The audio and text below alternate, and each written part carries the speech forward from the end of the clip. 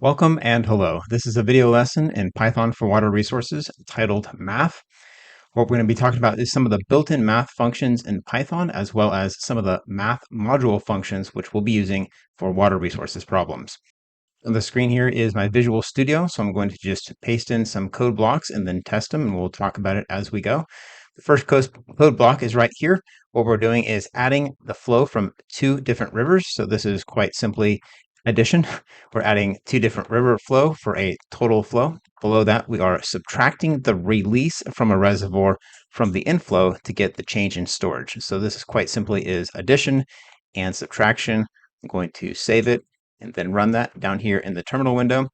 We have a result of total flow 212 CFS and storage change of 225 acre feet. Instead of just single values, what we can do is add or subtract lists of values. This is a reservoir example again, where we're going to be computing the change in the reservoir storage for multiple time periods by computing the inflow minus the release minus the evaporation minus the seepage for what looks like 5 separate time periods. We're going to be making that calculation in a loop and then appending it to our change in storage list and then printing out that list. So let's go ahead and save that. Come down here to the terminal window and run it. So this right here is the resulting list, which represents the change in storage over the course of those 5 different time periods. All right, next up is multiply and divide. We're going to be multiplying to compute a volume, which is an area times a length. Quite simply print out that volume in cubic feet in this case. Below, we're going to divide to compute the flow rate, which is volume divided by time. Okay, so go ahead and save that and then clear and run. Here's our resulting volume and flow rate. In Python, there's a concept of integer multiplication and float multiplication, integer division and float division. If we take a look at float division, which is an example we have here at the top, if we just use a single slash, that represents float division. The resulting quotient will be a float type. But if we do the double slash right here, the resulting quotient will be an integer. So I'm going to be dividing 200 volume, 200 cubic feet by 17, that's the flow rate in CFS, to get a time that is going to be a float in seconds and then an integer in seconds down here. And then we'll see what that difference looks like, because at the top here I'm using a single slash, down here at the bottom on line 10 I'm using that double slash, which is called integer division. So I'll save that, come down here to clear and then run. So what we have on the top, float division gave us 11.764705 and so on seconds, and then the integer division gave us 11 seconds. What happened down here is it just rounded, so it just removed the 0.7647 and so on.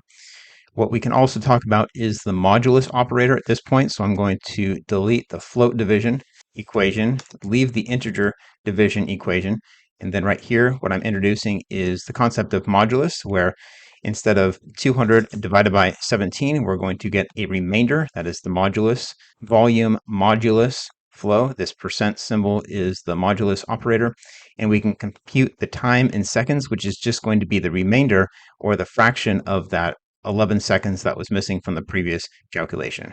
So remainder divided by flow should be, I think, 13 divided by 17. Let's go ahead and check it out. I'm also going to be printing out the remainder right here. So save and then clear and run. So as before, we have 11 seconds. That is the integer division quotient.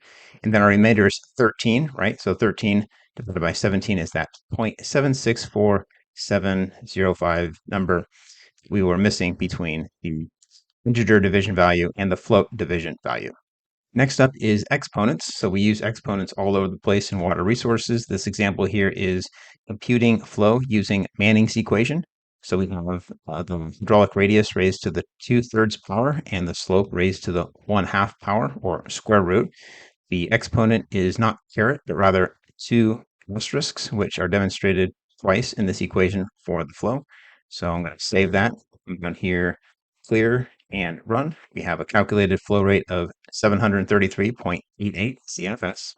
In mathematics, you probably learned about order operations, or PEMDAS. So parenthesis goes first, after that exponent, and then together left from right multiplication and division, and then after that together from left to right addition and subtraction. What we're doing in this equation is using parentheses to calculate the weighted C, or the weighted runoff coefficient, for two separate areas, 1 and 2. Area 1 is 10 hectares, area 2 is 40 hectares, with a runoff coefficient of 0.9 and 0.4 respectively. This right here is the calculation. It's weighted based on area, so it's weighted C. And we need all of these parentheses, otherwise the calculation would be incorrect.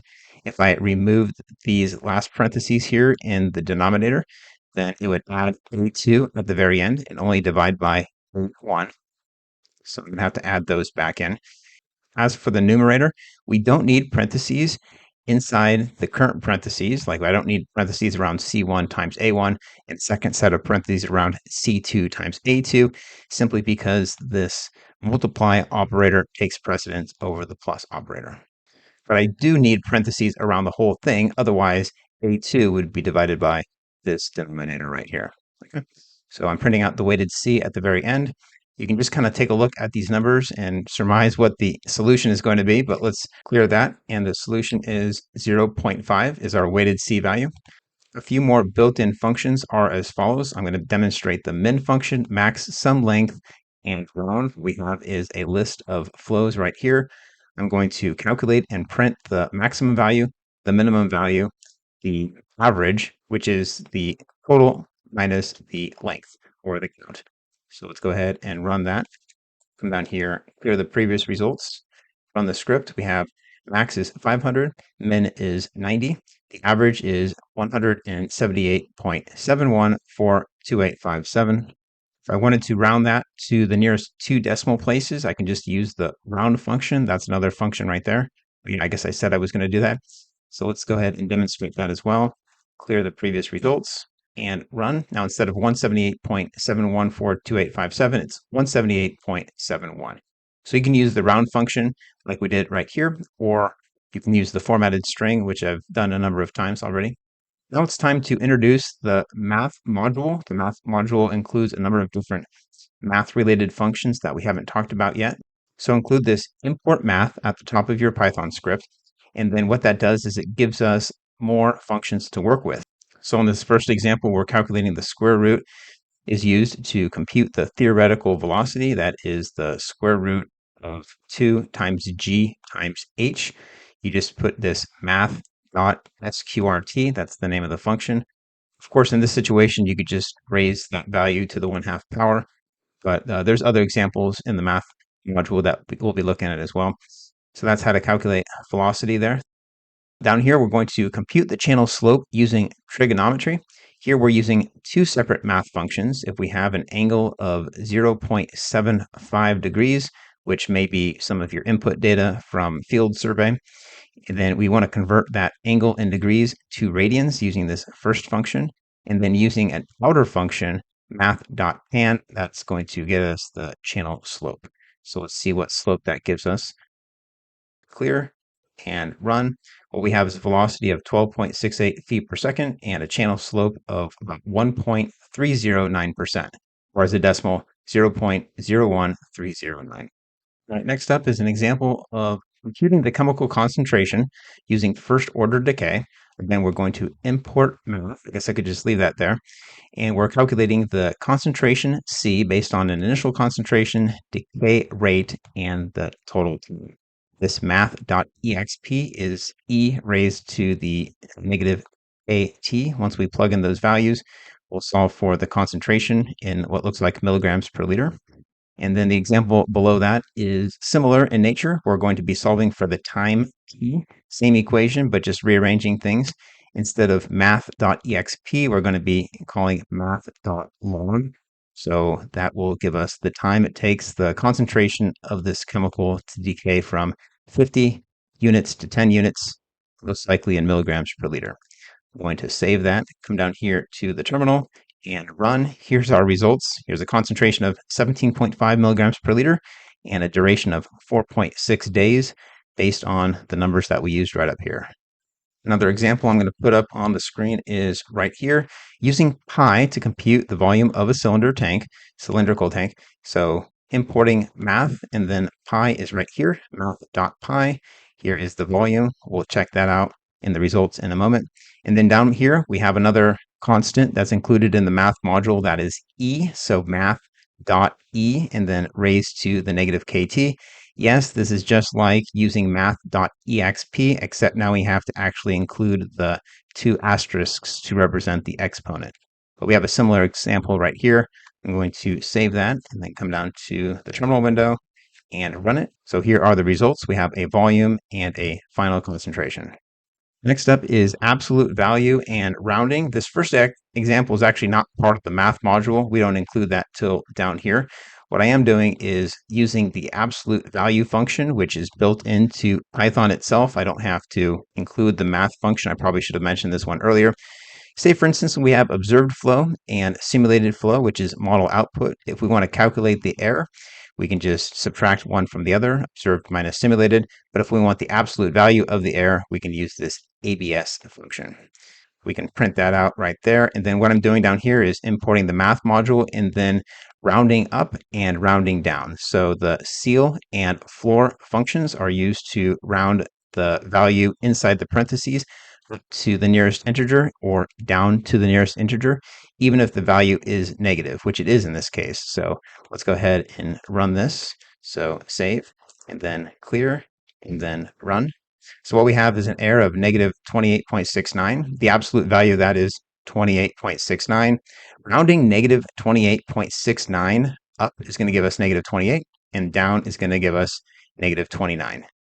I got one more example for us right here. This is again coming from the math module, import math, calculating the hypotenuse distance. So say, for instance, we have say a pipe network where pipe A, B, and AC are perpendicular.